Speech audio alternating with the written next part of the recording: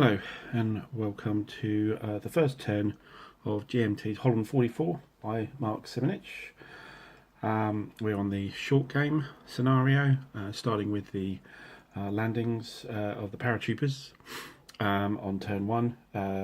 The first phase is the air landing phase. As I said before, we'll be kind of cutting up the map into looking at the various areas of the parachute division's area of operations, and maybe shifting that around throughout the game. So just one thing, I got some feedback from my intro video that said actually there are two other games in this series, Ukraine 43 and France 40. Don't know France 40. I actually do have Ukraine 43. I didn't actually realise that it was it's certainly the same designer, but I didn't realise it was pretty much the same system. That's a reasonably old game, and it's a much higher scale. So I didn't really consider it, but it does have the basic same structure as this game. So thanks for the feedback on that. I hadn't actually realised it. So, without further ado, let's get on with the air landing phase and get into the game. So we have the first airborne landing in these 3 hexes, and they're in the open and they're not contested. So they have a straight roll to land, and we'll see how we go. The air landing table, if I move this around here, you can see there 1 to 4 is a open result, so that means that they land safely, and then an S is a scattered result, which means they're restricted on what they can do for the rest of the turn, and the S1 and S2 are step losses, which can come back as replacements. So I'll do the rolls for all these units up here for the first airborne, and then the other the other airborne divisions as well, and see how we go. Actually, just a special rule for turn 1 is that normally you roll per unit on the air landing table, but on turn 1 you roll per hex, and if you get an adverse result you apply it to a single unit in the hex rather than all the way across. Anyway, let's get those dice rolling. Right, well, we've completed that. In the first British Airborne Division's area, there was just one 6 result, which mattered, which meant there was a loss of a step and a scattered unit. In that hex, everybody else landed safely. In the 82nd Airborne area, which I'll switch across to here, northern section, or is that the north? I believe it's the north. No, it's the western area. So the western area here, north is that way. So the northern area here, everything was fine. But in the east here, around Griesbeck, there was a bad roll on in each hex, and we ended up losing 2 steps here. So not a good roll, 2 6s there. However, up in the 101st area, we almost got off completely scot-free. We just had 1 unit scattered in this landing hex only. So yeah, they're almost fighting fit there, and that's the air landing phase. So let's move on to the Allied movement phase. So looking at these 3 stacks here, we are, I think, overstacked here, but everybody's going to be moving as much as possible. Of course, the big decision is what do we do with a stack with Frost Battalion here. We're looking to skirt along the river to get into Arnhem, which is just down here. Now, the movement is the 3rd factor on the counter, third large factor, the threes, they're all threes, with the exception of the supply. And you're using the secondary roads rather than the primary roads. It's well, any of the roads, it's 1 per hex, just like clear. So normally they're going 3 hexes, but there is this concept of extended movement. As long as you don't move adjacent to an enemy unit, and you don't end up stacked with a friendly unit, you can add 2 movement points to your movement, which is, I think, what needs to happen here. Now we've got our little craft battalion here, the SS little Kampf group, and that's standing in the way from everything just marching straight into Arnhem, as is normal. The Airborne really struggled to get there, and struggled to get pretty much off the grounds, the landing grounds really, into Easterbeek on the first day. So certainly looking at this stack, we have 2 normal parachute regiments here, 3 battalions, sorry, both 3-steppers, and you have a glider battalion with 2 steps, and yeah, so those 3 are what we can use to try and get to the bridge quickly to avoid using these roads and getting stuck in this guy's dock. So we'll certainly move the first unit, 1, 2, 3, and then we'll look for a bridge demolition here as we get here. So we can't use the ferry because it needed to start adjacent, and it's only 1 step. We'd have to break down the unit to be able to cross, and it uses tactical movement, which we're not using. So we breeze past the ferry into this hex, which has the railroad bridge, and that can be rolled for demolition by the German side, which I think they will do. We have the bridge demolition table here, which is essentially 3 to 6 is blown. However, turn 1, there's a -1 on all attempts. I think it's a surprise. So it's 4, 5 or 6. It's 50-50 on that. So let's roll that dice. We get a 5, so it is actually blown, and we place the blown marker here. I think probably that's going to be the least populated hex around that area, and we can continue moving. So we've done the 2, 3, 4, and the 5th movement point to get us into Oosterbeek. Now the issue is this guy can follow up, but he can't end up in the same hex using extended movement, and he can't end up in a ZOC, so he would likely to be ending up here with that movement. And is that a useful place to be? Well, it certainly sets up further movement, but it is in the clear, and it's not a great place to be long term. We do have a glider unit as well, and I think what we could do is we could use the glider unit, I think, to follow up as the next unit, but only moving 4 because he's not allowed to get into there. And so what do we do with this guy? I think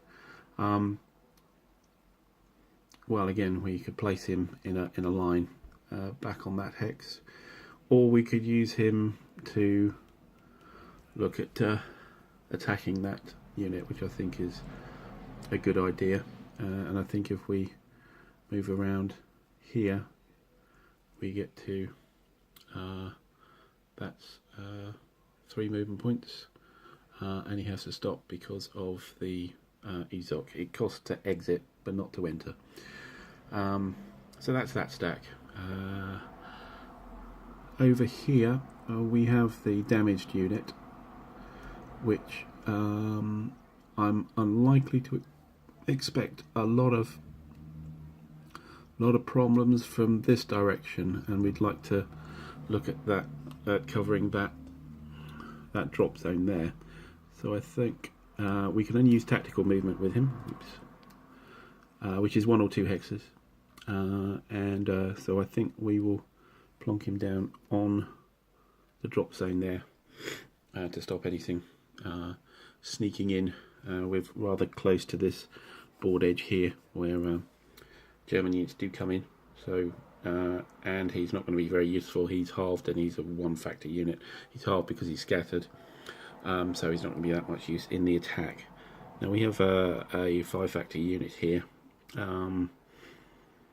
so we need to kind of gang up on him. Now with these units here moving through the forest is only a 1.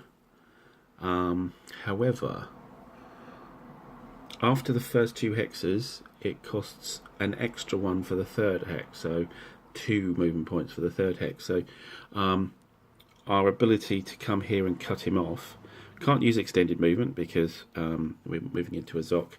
That's 1, 2, but that is actually 4, even though it's the same woods hex. So we can't get to that hex, and we could, if we were so inclined, we could march off here and end up in this hex.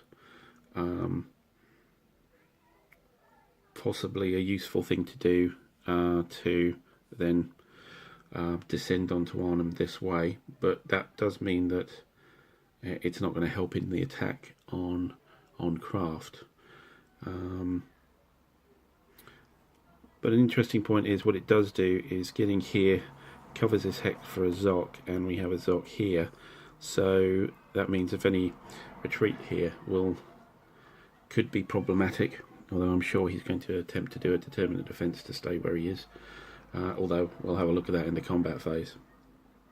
So maybe we'll leave a unit behind. We'll certainly move a unit up here to do the combat, and these glider units, which aren't as robust,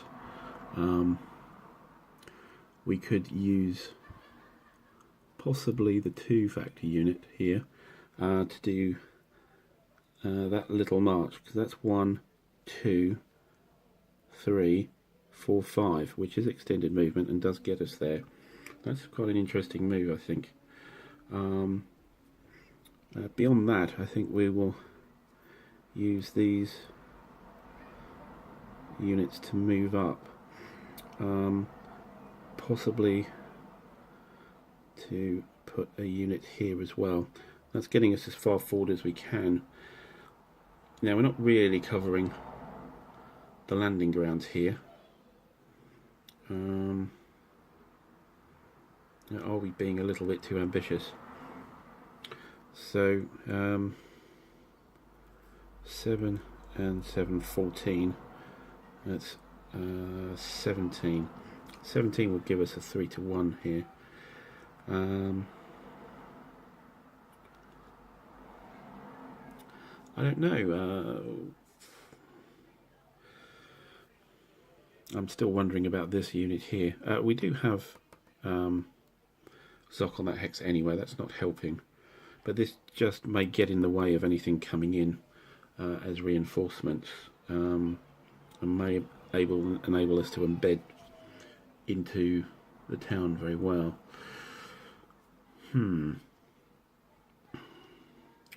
Adding that unit in isn't going to make the attack any better. But as I say, I'm a little bit concerned. We have a unit here which could move and come into those that grounds area.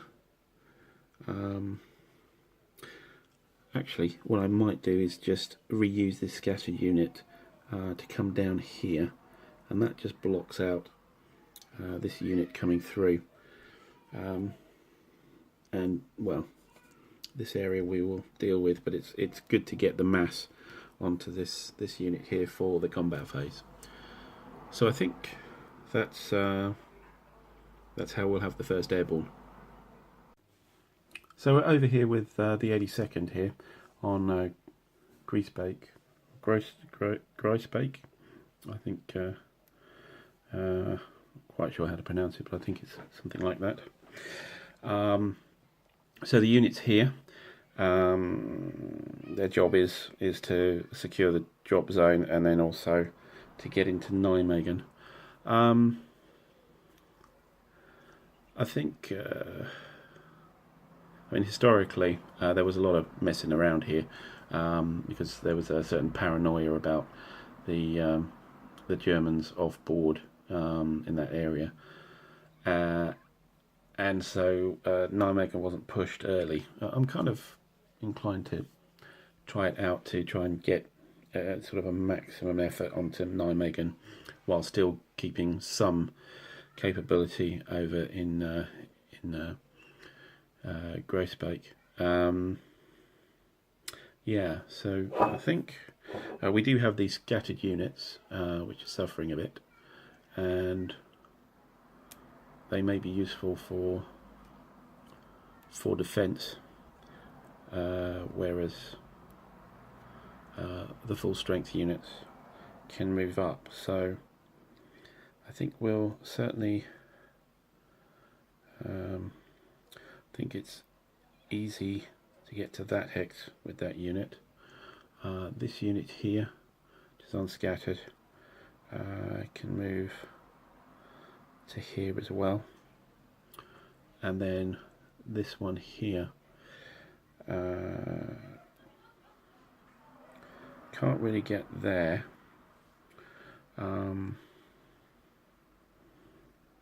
It's a pity we had everybody scattered, because we could use this scattered unit, but it is halved in attack.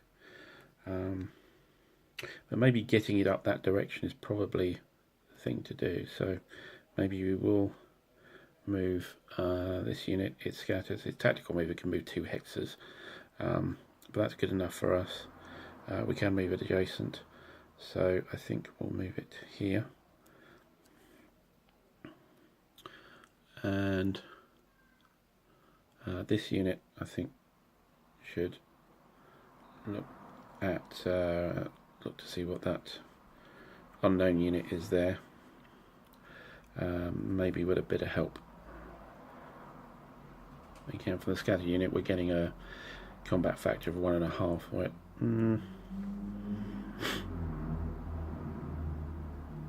Yeah, let's think about that. Okay, actually what I'll do is this unit moving up here, you can try and move through an unknown unit. If it's flipped over, if it's at 0, then you remove it and you can keep moving. If it isn't, then you have to stay in the hex that you came from, and you do have to attack it. Now, this attack is likely to be just this unit anyway. I mean, I'm not sure if that will add too much. I'd like to cover this hex in case any German units coming in. That's a drop zone, and that's a drop zone hex I'd like to keep. So I could add these two into a normal combat, but I think we'll pull a slight risk here, I think, and we'll attempt to move this unit into this hex. So we will flip it over, and it's wow, it's a tough guy. It's a flat company, defense of 2. Right. So yeah, this attack goes ahead. We're doing an early attack then. So it's a 4-2 combat, 2-1.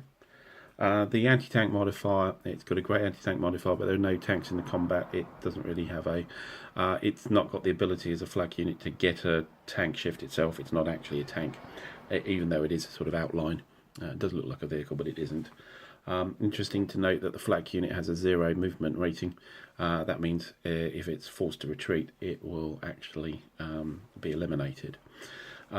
We do have a shift because of the elite rating of the parachute unit, so it goes from 2 to 1 to 3 to 1, and the woods doesn't really have any effect on the combat. So we're looking at a 3 to 1 roll. Let's roll that. We have a 4, which is a DR. So the defender must either retreat 2 hexes and become disrupted, or conduct a determined defense. So that's really what it must do, because if it has to retreat 2 hexes, it will be eliminated. So we will shift across to the determined defense table. Right, so that's the determined defense table there. It's in a woods hex, so we're actually on the other column, which is here. The dot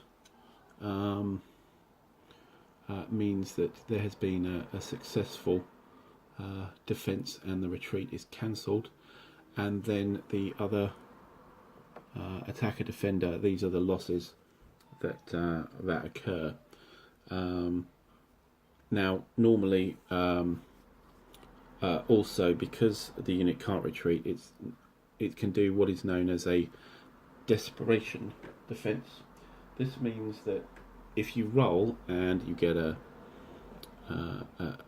no result, which means that you have to retreat, you can actually roll again until you get a dot result. But you can, of course, have losses here, and as it's a one-step unit, if a loss is rolled on this table, then it has to be taken. But anyway, the flak unit will roll on the determined defense table. We get a 2, and a 2, of course, is a dash. So the retreat must go on. However, it's got Desperation Defense. However, with a Desperation Defense, a dash is actually the same as the 1. It's a 0-1. So you can continue rolling in Desperation Defense, but you have had to have taken a step loss to get the extra roll. It's only a one-step unit, so it will have to lose its step, in which case that's the combat over. And as the unit loses a step, but is still not able to cancel the defense, as in it didn't roll a dot, that means that the airborne unit can actually still move in this instance.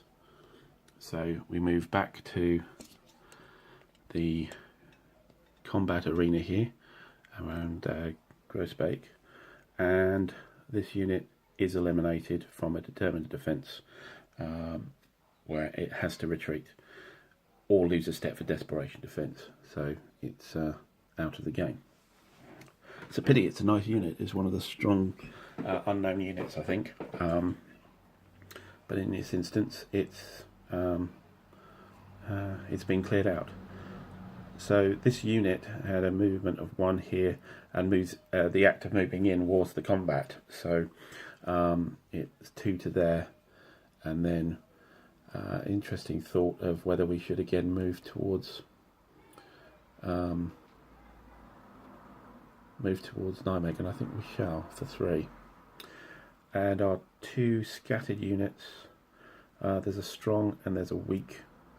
I think if we pull the supply head back here, I'd like the strong here to hold this drop zone, and I think this unit where it is, I think, is quite reasonable. So we have a sort of defensible frontier here. There's a river here which helps us, and also during the combat phase, these guys can start to get into Nijmegen. Right, north of the Marsval Canal, here we have these units which landed very successfully. This unit starts flipped over because this unit is actually a component, breakdown component from that battalion. The idea here is to get the Grave Bridge here, Now, interestingly enough, it's got this diagonal motif on it. Almost looks like a bit like a barbershop motif, which is quite amusing.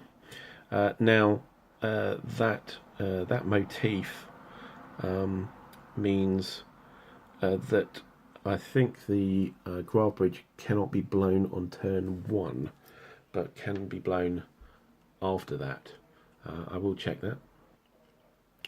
Yes, this is correct. For the Allied player turn on turn 1, so on the German player turn, it could be blown, presuming their bridge phase. But certainly on turn 1 it can't be blown. So if we look at getting to combat at that bridge. Now we have the unit over here to be used in the combat. Everything else this side unfortunately is going to be at a disadvantage over the major river. Attacker is halved attacking across. Normally the defender is doubled as well, so there's a halving and a doubling. However, if you have a unit across the river, then the doubling of the defender doesn't happen. So essentially why this guy is pretty useful.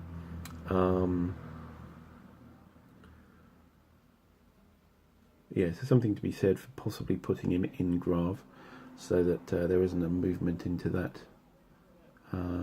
hex by the unknown unit. As it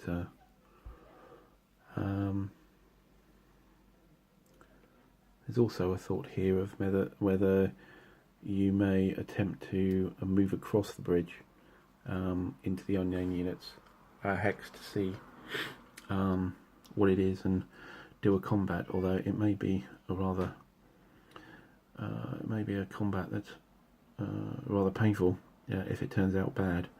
If it's a 0, then all well and good, but I think we'll set up for the combat.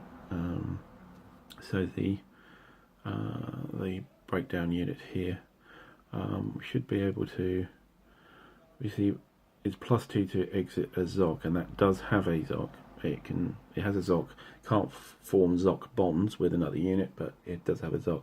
If we move that here, that would be 1 +2 for leaving the ZOC. So this guy's kind of stuck where he is. We can't get across to here, so we just move these guys up for the combat. Now Polder is 2 for that to enter. So again, it's a little awkward to get into this hex. I'm moving past here.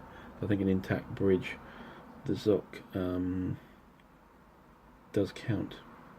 I will check that, but I'm pretty sure it does. Yes, the fact that the bridge exists here means the ZOC does extend into here. So it's a bit awkward to get up here for these units. It's 2 for that hex and then 2 for that hex, which would be extended movement, which they can't do. I'm thinking about it. If with extended movement you can't move into a ZOC, or is it adjacent? Let me just check that. Yeah, it is adjacent, so that won't work either.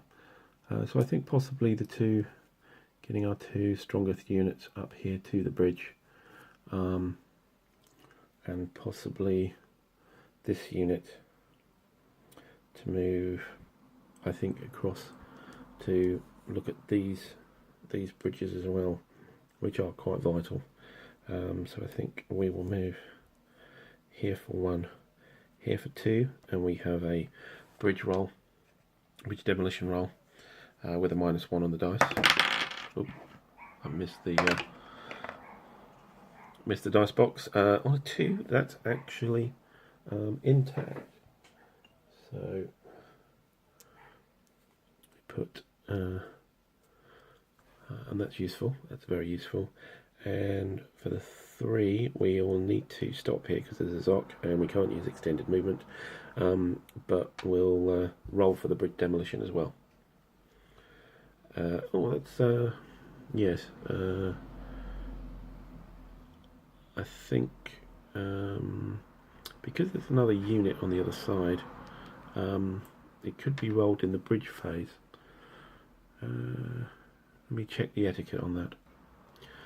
Yeah, you could wait. Actually, this is the wrong marker.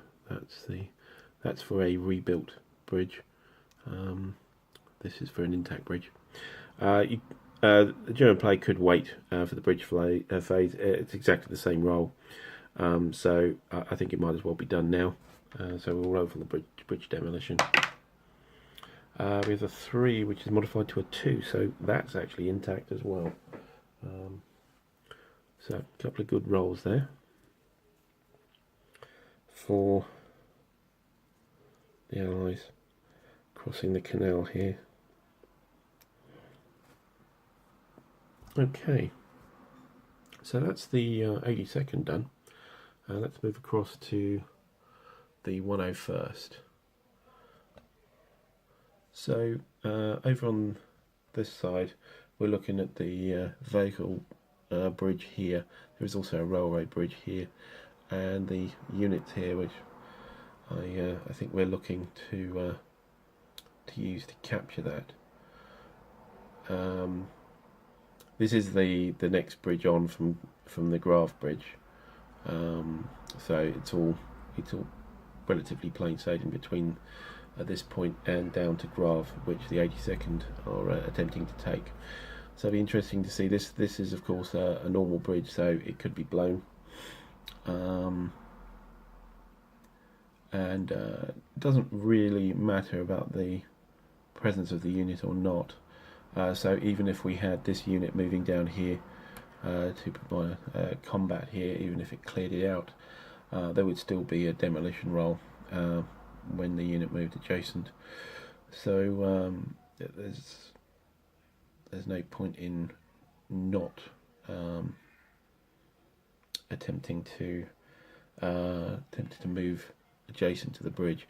I think we'll move this guy first. I think we'll move him up. This will cause a roll for demolition here. If the railroad bridge stays open, then it's not ideal for the road, but at least you're getting across the canal, and that gives you some ideas about what we do around here, and gives us free movement across the canal around Vagel. So let's roll for that railroad bridge. Yeah, that's a 4, which to a 3, that means it is blown. So we get no advantage for the Allied side there. And then a move adjacent here, I think. And we can see what happens to the Vagel bridge. So we'll roll for that. And that's very much blown on the 6.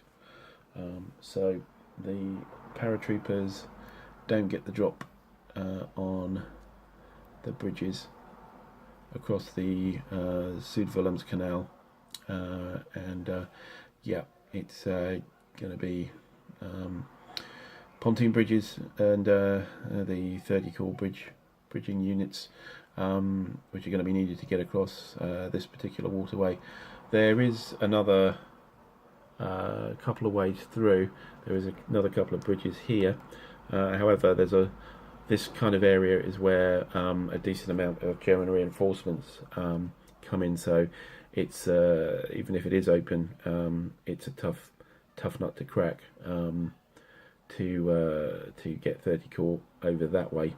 But we'll see what happens in that case.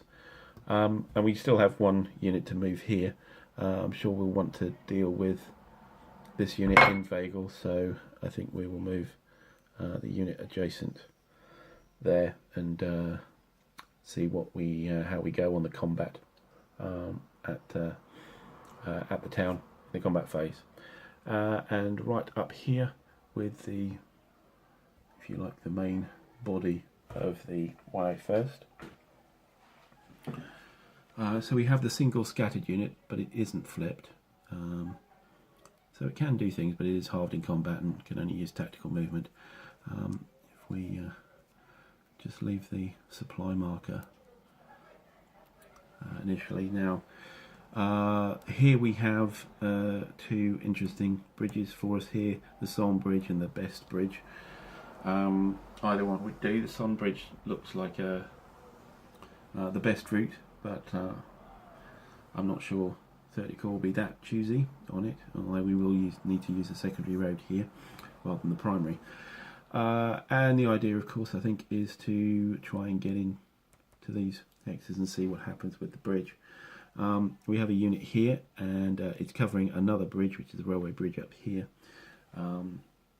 However, it is quite a tough unit. It's useless for attack, and it is a green unit, but it's 5 defense, so it's fairly tough, and it's in a town as well. So towns are defender doubled. So yeah, it's tricky to attack that. That's 10 factors. That'll take a hell of a lot of paratroopers to get a decent result on that. And because it's a green unit, there may be a combat shift there. But anyway, so I think we'll move up to the bridge and see what the bridge roll is like. And very much blown again on a 6. And I think this is a recurring theme of the game here. A lot of bridge blowing, certainly early in the game. So the Best Bridge is out, and there's no point in moving that unit any further. It's in the ZOC now. I think we'll move down here. I think we'll want to deal with this untried unit. Now it's in a town, so it will be doubled, so we could move into the hex, but we'd have to do a combat. We can move with the entire stack, but the entire stack is only a scattered unit and a normal unit, so that's 6 combat factors. So if that was a two combat factor unit, that would be a 1-to-1, and that may well be painful. So I don't think we need to necessarily rush things. So maybe we will use a couple of units down here. We think we'll swap a guy down there, so we'll get the full attack. The other area to look at is to set up a defence, because there are a reasonable number of German units up in the north here. Certainly a decent unit here, and quite a fast unit there for that engineer. So we need to get some blocking in place. So I think we'll send a unit up onto this road and a unit down here. Now I'm not really that fussed that maybe we need to, sorry, the camera's not where I'm talking about. Is it that much of a problem that we need to attack that hex? Well, I think we can possibly wait. The units in the north aren't going to come down that quickly, and we can use the scattered unit to move up here on the crossroads just next to Best. So we're at least blocking in a line here along the primary road from the units from the north, and we're at least contacting. What we can do is, with a bit of luck, we can get rid of Vagel, and then these guys can come up to deal with St. Erdenrode as well. The units there, that's probably the way we'll play it. So I suppose a little cautious there, I'm not sure, but we're certainly going to have a combat in Son. Don't think we're going to have one at Best. We're going to have one at Vagel, but not St. Okay, so now looking at the vertical sector here. So things are pretty much set up for the attack here. We've got the Guards armoured units here waiting to attack here. We have ZOC bonds, so we can't really do anything about moving about too much. To the south we have blown bridges, and we just have covering forces at the moment. I think the only thing as far as movement goes is right at the top here, where we have several units of the 50th Division, which we could line up. I'm not sure we'll do an attack because we're across the canal. I think it's possibly worth waiting for 30 Corps to do its job. It looks like it's set up really for two attacks here. One across here, this is mechanised and motorised infantry, which doesn't suffer a problem with polder, and then the tank units here to attack here. And we've got the two air units available. We've also got two artillery units. So there's the Guards Division here, and the Corps artillery, which can be used, attached and used by 30 Corps as well. So yeah, I'm not sure there's a lot of movement here. I think we'll move these guys up here, up possibly to this hex. Yeah, let's do that, and then that will be all the movement, I believe. Okay, so just completed the movement here. Moved the two infantry battalions up here. I've moved the 30 Corps engineer up here because there may be a case for doing some ferrying across the canal. Not sure if that will come to pass. We'll see how well 30 Corps does. And moved up the artillery, which can move one hex over the canal, and as it's a free stacking unit, it can stack there, and move the other artillery unit up here as well. Tank unit forward, and finally the only other thing I've done here is move the bridging unit up here, assuming that this may free up and we can get to work on that bridge as soon as possible.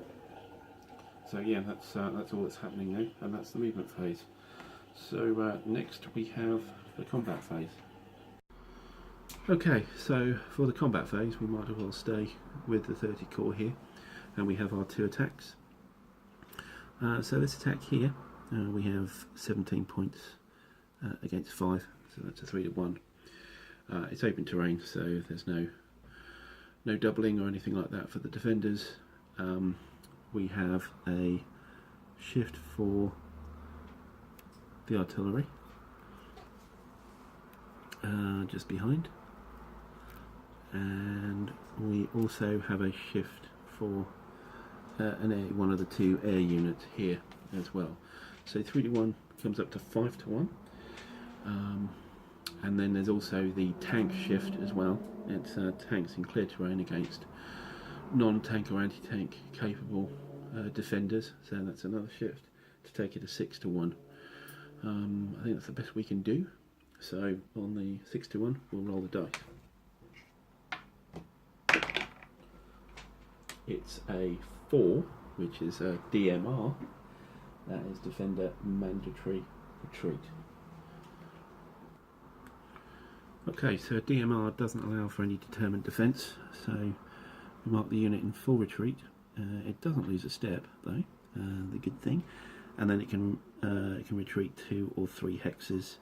With full retreat, that's a very vulnerable unit, so I think we'll go the full 3 and maybe take it right down the road over here.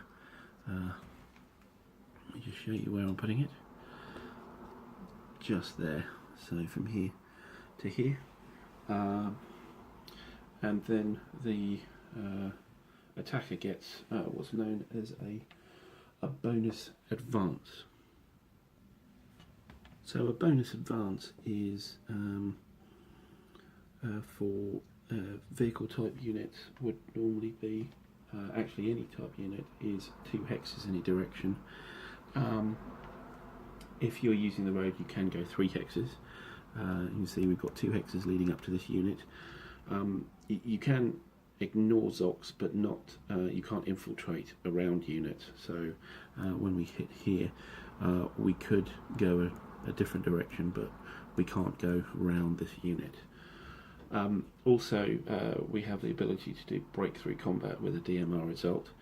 So that's a normal combat, however there's no artillery or air support which can be done. And if we use the road movement bonus to get the third hex, you can only use one unit because of the narrowness of the front. We're going to take our 2 hexes, I think, with this unit, this stack, and move them to 2 hexes up and conduct the breakthrough combat on this unit here. I think that's the best way to do it. We've used that air unit, and yeah, we do that combat. So we're now looking at 17 to 2. There is no combat effect for woods, so 17 to 2 would be an 8 to 1, and that the maximum chart is a 7 to 1. So it's a 7 to 1 to conduct that attack. Again, there's a tank bonus, but it doesn't really matter. So on a 7 to 1, we roll that breakthrough combat.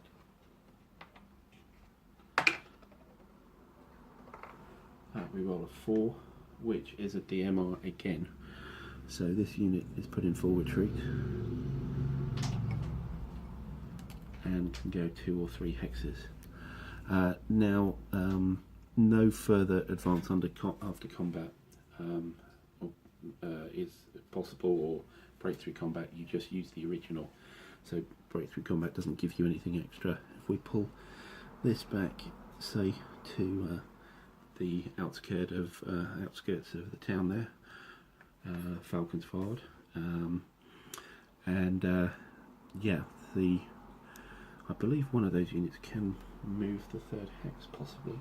Let me just check that. Yeah, no, it can't, because he would have had to have used the raid stacking for the entire advance, not just that third hex, so it doesn't qualify. So that's the end of that combat. We have the second combat up here, which is the Infantry Attack, which we're looking at an 11 to 4, which is a 2 to 1, I believe. It's rounded down in favour of the defender.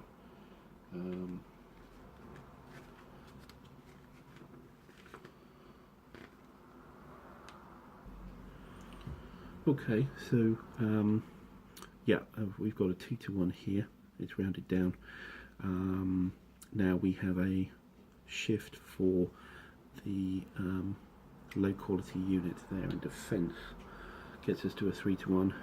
We'll add the other artillery unit, artillery brigade, and we'll also use the air unit as well. So there's the 2 shifts. So we get up to 5 to 1 on that roll, and let's see how that rolls. We rolled a 6, which is the best result, I think, which is a DS, a defender, shattered. So there's a step loss. It's kind of like the DMR, but with a step loss added to it. So we get no determined defence, bonus advance, and 2 or 3 hexes retreat or full retreat marker.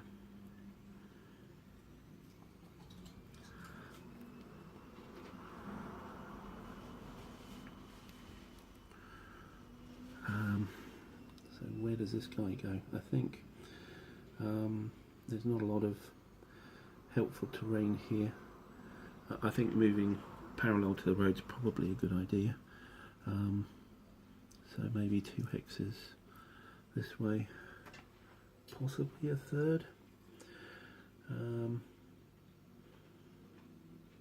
As breakthrough combat is possible, and those units could move adjacent to it again. I think possibly the third hex is a good idea. Here, I think. So then we can have the advance for the units.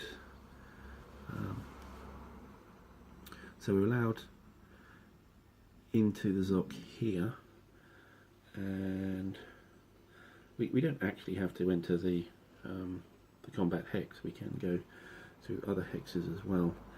I think actually it's possibly worth moving on further down, certainly with the mechanised infantry. We have a lot of protection here for the bridgehead, so I think maybe moving the motorised infantry over here and possibly the mechanised infantry 2 hexes here. That A unit goes. Gets us a good front there. Something to be said for putting the unit in the village. It makes any realignment difficult for those units. In fact, actually just leaving it with the 1 hex may give quite a problem there. I think maybe we'll do that. So that's the combat. There's no breakthrough combat there for those units, but certainly there's now a big hole in the front there, which is the point of the initial attack. So looking over at the 101st Airborne sector, we've got an attack into Son here from these 2 units, and another one around here into Vagel. We'll do Son first. We haven't got any artillery or aircraft support, of course, but we do have elite units, so that does give us a shift. So in a town, the defender is doubled. If we declare the attack, we should look at the unknown unit, and the unknown unit is, well, it's a 88 flak unit. This one's a mobile one, so quite a tough opponent. A tank anti-tank doesn't really matter, because there's no attacking and anti-tank doesn't count as tank, if you like, in defence for a shift. But we have the 8 here to 2 is a 4 to 1. Sorry, 8 to 4 here is a 2 to 1 plus 1 shift for the elite. So that's a 3 to 1. Try and get in there.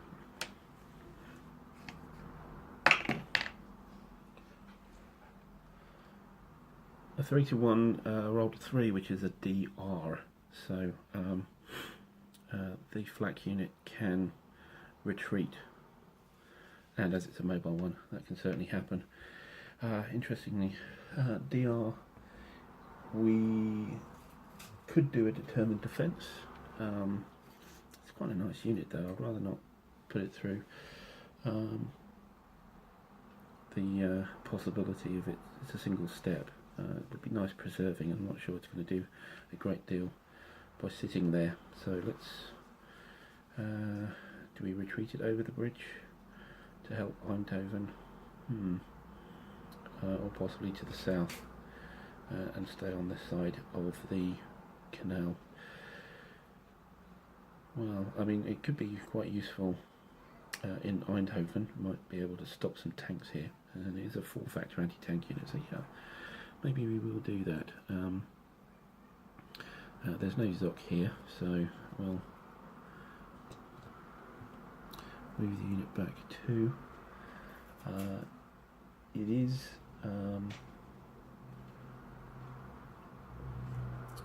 is disrupted. Let's put that marker on, but I think that might become a very useful unit in the Eindhoven defence, which it's heading towards. So the normal advance available from the airborne units. So a normal advance is 1 hex in any direction. So we'll certainly take, I think, that unit into Son, and possibly start to move this chap away for its 1 hex advance, and then we get a bridge blowing episode, I believe. Okay, so reading the rules, actually, it does say that moving adjacent triggers a bridge demolition, or an attempt to move, attack or advance after combat across a bridge.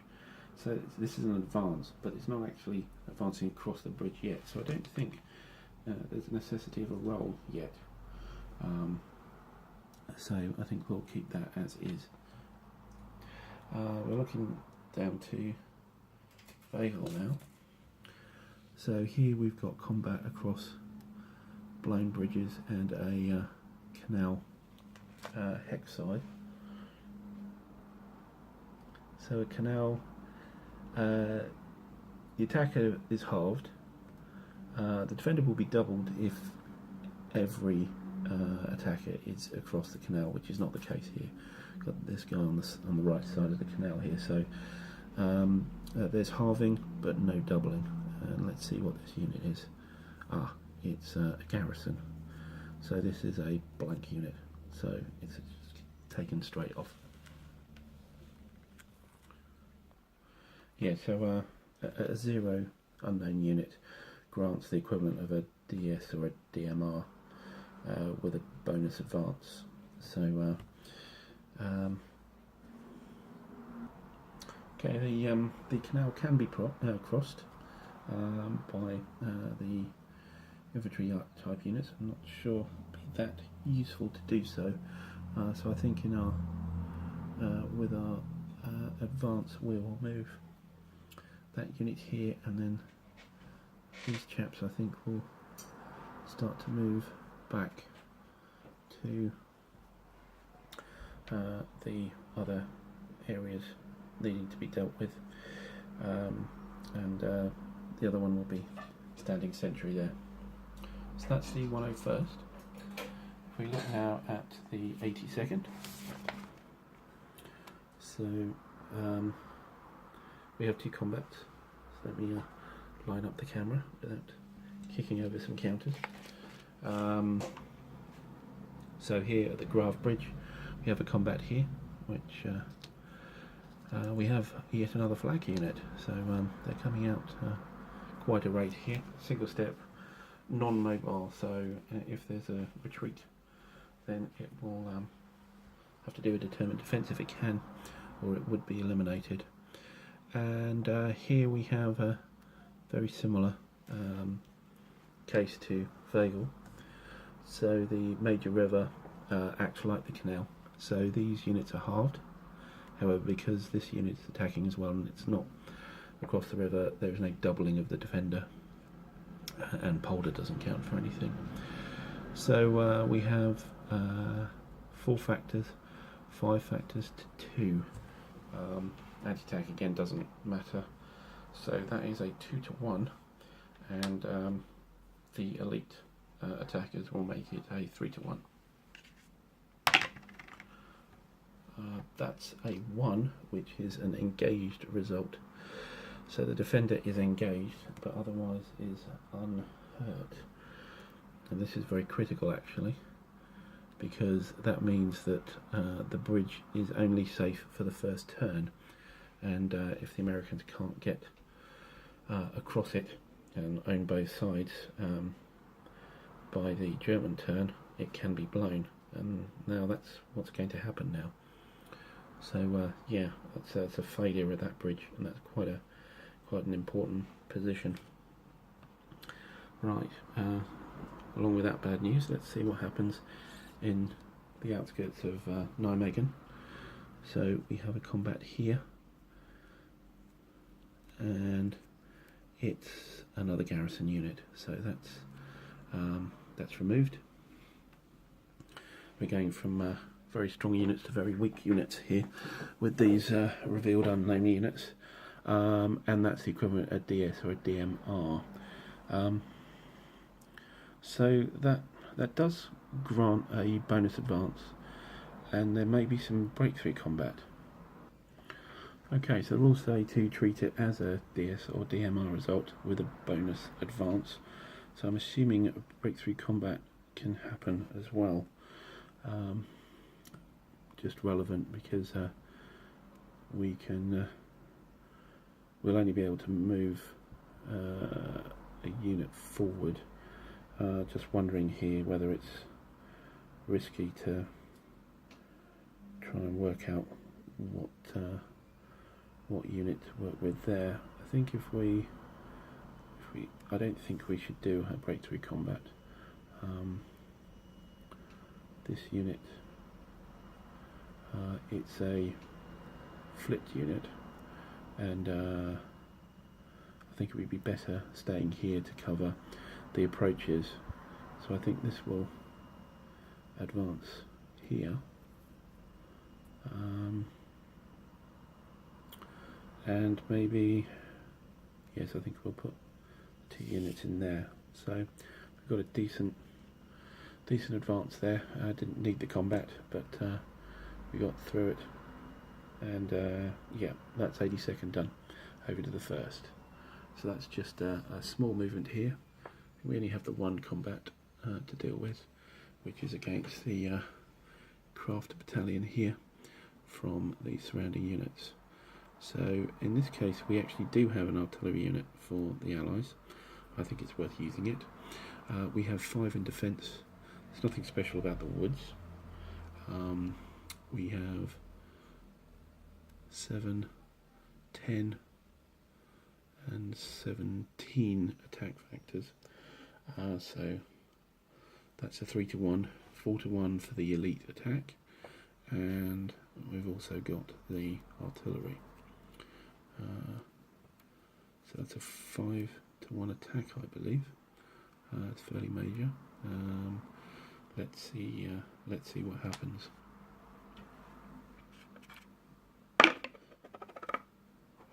We have a 4 on 5-to-1.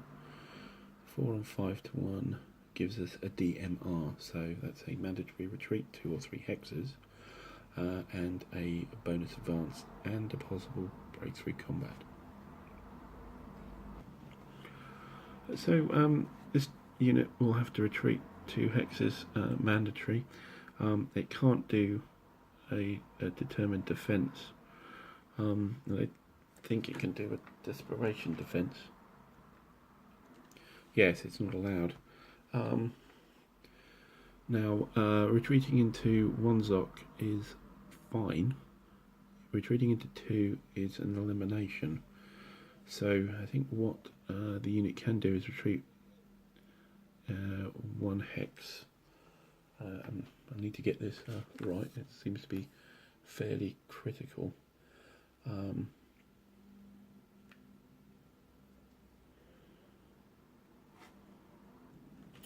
Yes, there is an ability to stop a retreat at only 1 hex if you're in a woods hex.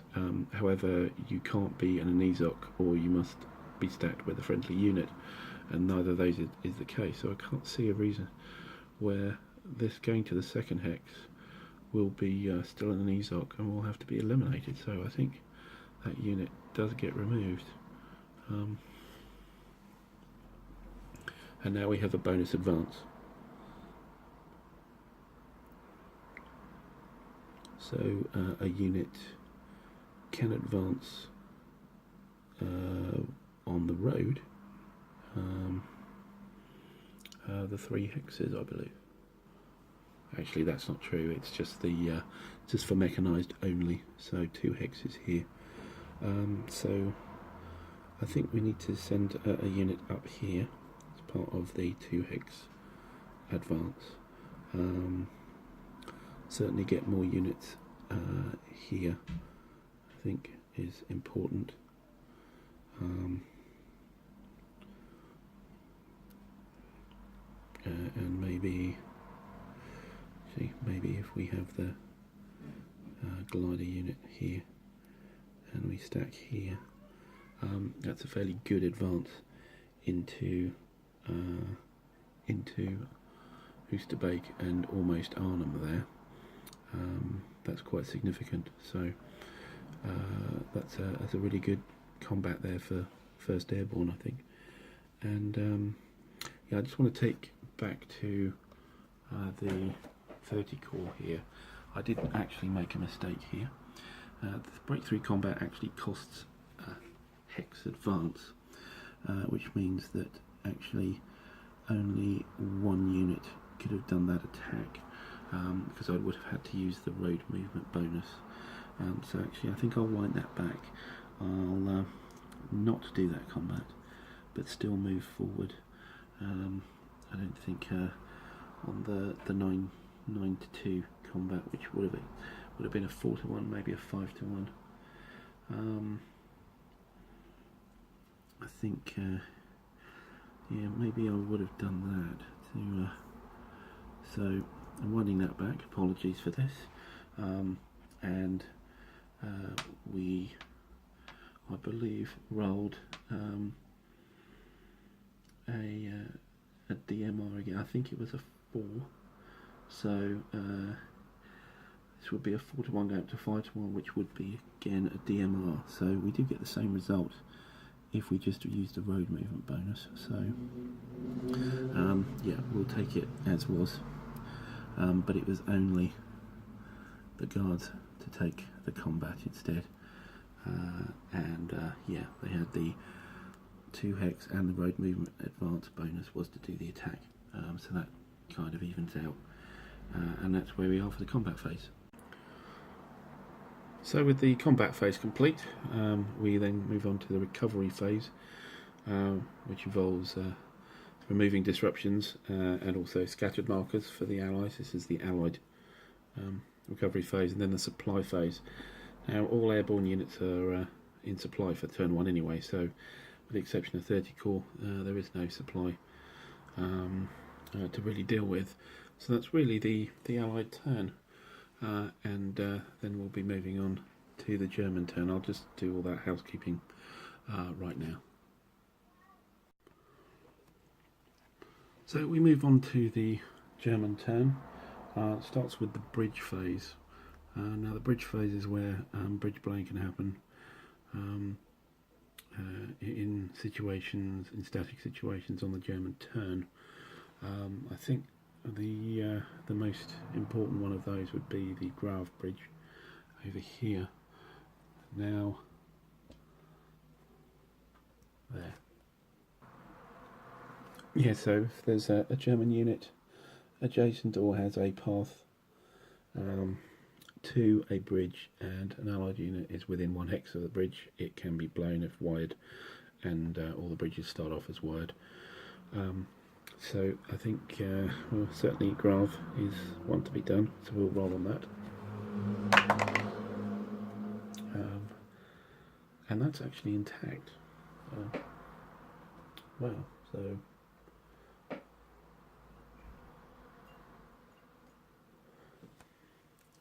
where we thought we'd have a real issue here with the bridge here, it doesn't actually blow. Next one up I think will be up in Son, where just checking if it has to be a disrupted unit.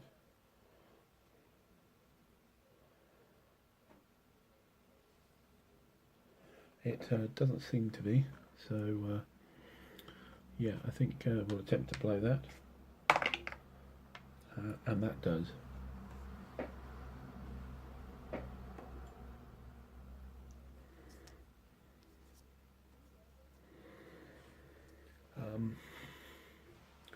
Elsewhere, I don't think there's any other bridges that we need to concern ourselves with that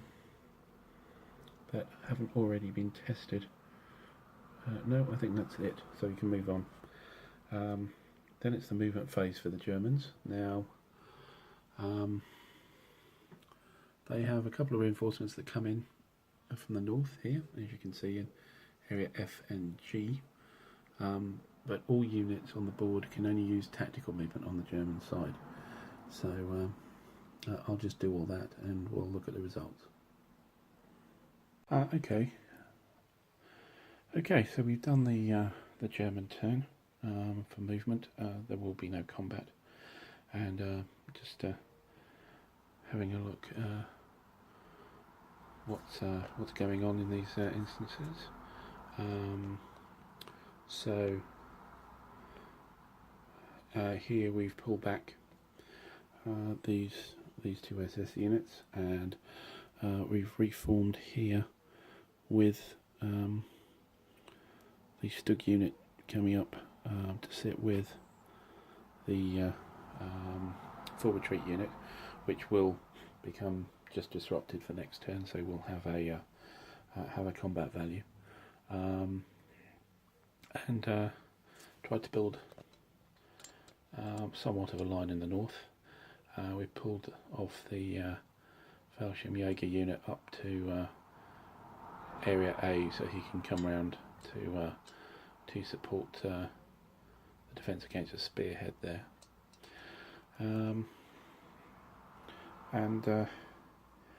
Yes, oh, there is one unit I haven't moved, which is this disrupted one. I think I will move it into Eindhoven, I think, to bolster that defence. Elsewhere, the German units have moved up towards contact there, north and south, and in the Nijmegen area, we had 2 units of the 406th Division come on as reinforcements here. There's a dice roll for each one, a 1 or a 2. They'll come on. There's a few other units waiting to come on. You'll see those there. And they've come on and try to interfere with the drop zone here. So as a lot of the 82nd has moved off to Nijmegen. The SS units here are split north-south. I think we need some help up here because the Airborne's done quite. The first Airborne's done quite well, and the anti-tank unit here, the tank little Stug unit, can help down in the south, I think. Yeah, with the again lack of attention to the drop zones, then this reinforcement unit has sat on drop zone Y, and it'll have to be turfed out if the British want to use that drop zone.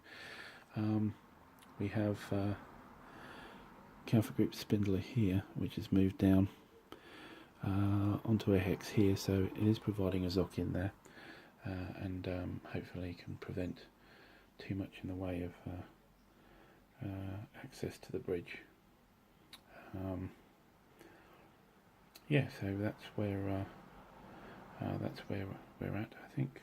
Not sure this unit has moved either, so I think we will move that chap a bit closer as well. Yeah. In the recovery phase, we'll change the 4 retreats to disrupted markers and apologies, and remove disruptions and check the supply. Although I don't think there's going to be any particular supply problem as well. The last thing to do, and I'll do that on the screen here, is the traffic marker phase. So that's these units, these counters here, which the German side can place on the road where 30 core is to add delays. So we start off with 3, and then each turn we add another one to a total of 6. And each turn we roll 2 dice to see which one is removed. As you can see, they have these little yellow numbers at the top. That's a 2. So if that number's rolled, then that traffic marker is taken off. So we can't put these further forward than the lead 30 core unit. So I think, and we can't place them adjacent, I believe. Yes, that's correct. So we'll place them in a line here, I think, and there, that'll be their initial placement, and then we need to roll to see if any of them are then removed, I believe.